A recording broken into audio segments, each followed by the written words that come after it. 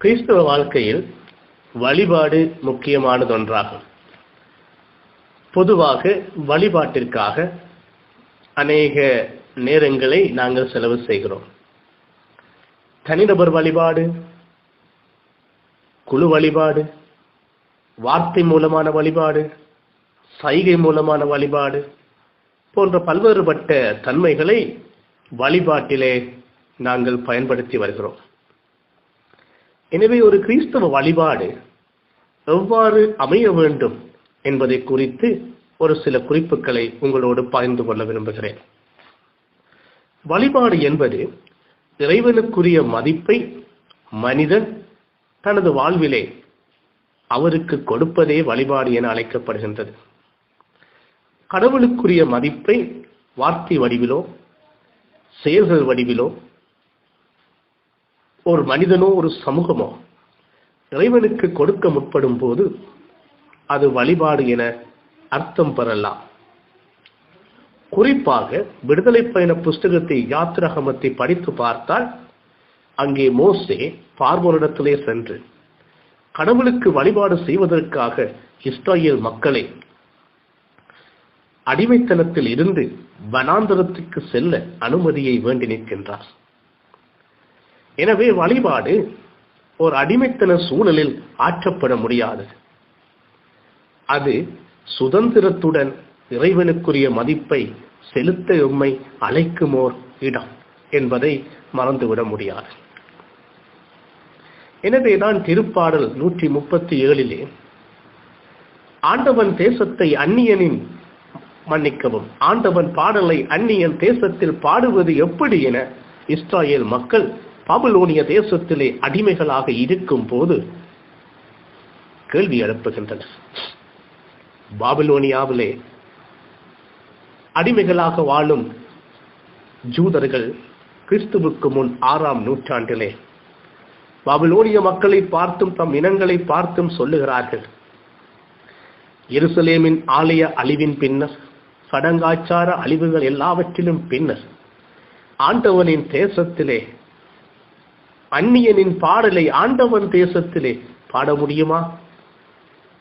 அந்நியர்கள் வாழுகின்ற இந்த பாபிலோனிய தேசத்திலே ஆண்டவன் பாடலை பாட முடியாது என்று அவர்கள் ஏங்கி நிற்கின்றனர்.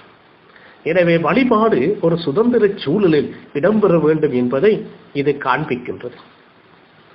இரண்டாவதாக வழிபாடு ஆவியுடனும் உண்மையுடனும் ஆற்றப்பட வேண்டும். யோவான் எழுதிய நற்செய்தி நூல் 4ஆம் அதிகாரம் 24ஆம் வசனத்திலே வழிபாட்டின் உண்மைத்தன்மையின் முக்கியத்துவத்தை இறைவன் எங்களுக்கு எடுத்துரைக்கின்றார். எனவேதான் திருத்தூர் 2ஆம் அதிகாரம் 23, 32, 38 ஆகிய பகுதிகளிலே ஆண்டவன் இயேசுவின் மரணத்திற்கு பின்னர்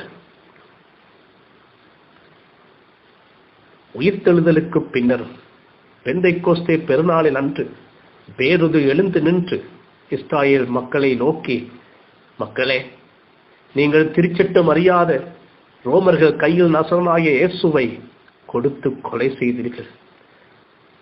அவரை கடவுள் உயிரோடே எழுப்பினார், அதற்கு நாங்கள் சாட்சிகள் என சான்று பகர்கின்றார். எனவே உண்மையான வழிபாடு உண்மைக்கு சான்று பகர எங்களை அழைக்கின்றது.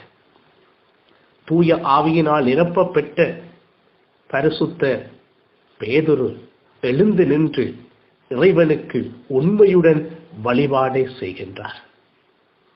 எனவே உண்மையான வழிபாடு உண்மைகள் நிறைய பெற்ற ஒரு வழிபாடு. மூன்றாவதாக ஒரு வழிபாட்டில் இருக்க வேண்டிய அம்சம் வழிபாட்டிற்கும் நீதிக்கும் இடையேயான தொடர்பு. ஆமோஸ் 5ஆம் அதிகாரம் 18 முதல் 22ஆம் வசனம் வரையுள்ள பகுதியில் ஆமோஸ் இஸ்ரவேல் மக்களை பார்த்து சொல்லுகின்றார், மக்களே, இதோ இறைவன் உங்களுடைய பண்டிகைகளை பகைத்து வெறுக்கின்றார். இறைவனுக்கு நீங்கள் கொண்டு வருகின்ற எந்த காணிக்கைகளையும் அவர் அங்கீகரிக்கப் போவதில்லை. மாறாக நீதி நதியைப் போலவும் நியாயம் தண்ணீரைப் போலவும் புரண்டோடி வரட்டும் என கூறுகிறார். இதனூடாக நீதியுள்ள வழிபாடு, வழிபாட்டில் காணப்பட வேண்டிய நீதி போன்றவைகளை இறைவன் வரவேற்பதாக ஆமோஸ் கூறுகின்றார். எங்கள் வழிபாட்டில் நீதிக்கு எத்தகைய இடம் நாங்கள் கொடுக்கின்றோம்? ஆமோஸ் 2 அதிகாரம் 6 வாக்கியத்திலே இஸ்ராயேல் மக்கள் அங்கே தங்கள் வாழ்க்கையிலே ஏழைகளை ஒடுக்கினார்கள். ஒரு சோடி செருப்புக்கு ஏழைகளை விற்றார்கள். இப்படியெல்லாம் இவர்கள் செய்ததன் பின்னர் இறைவனுக்கு வழிபடவும் முற்பட்டார்கள். நீதி இல்லாத வழிபாடு இறைவனால் அங்கீகரிக்கப்பட முடியாத வழிபாடு. 4வதாக இறைவன் ஏற்கும் உண்மையான வழிபாடு அல்லது வழிபாட்டில் இருக்க வேண்டிய காரியம் ஒப்புரவாகுதல். மத்தேயு 5:22-23 வாக்கியங்களிலே இயேசு மலை பிரசங்கத்திலே சொல்லுகின்ற காரியம் இதோ, நீங்கள் இறைவனுக்கு வழிபட செய்ய வருகின்ற போது உங்கள் சகோதரன் பேரிலே ஏதாவது குற்றம் உண்டென்று நீங்கள் கருதினால்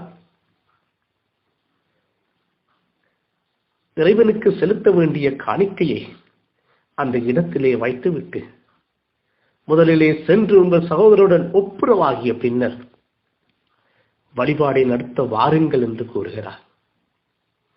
எனவே வழிபாட்டிலே ஒப்புரவாகுதல் முக்கியம்.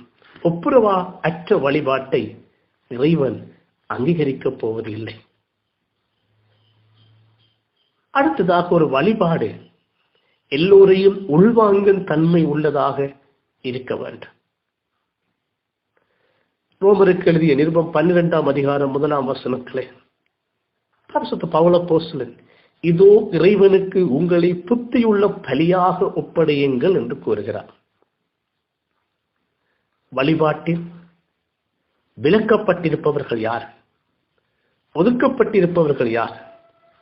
ஓரங்கட்டிருப்பப்பட்டவர்கள் யார் என்பதையெல்லாம் நாங்கள் எண்ணி பார்த்து ஒரு வழிபாடு உயிரோட்டம் உள்ளதாக இருக்க கூடிய விதத்தில் வழிபாட்டை அமைத்துக் கொள்ள வேண்டும்.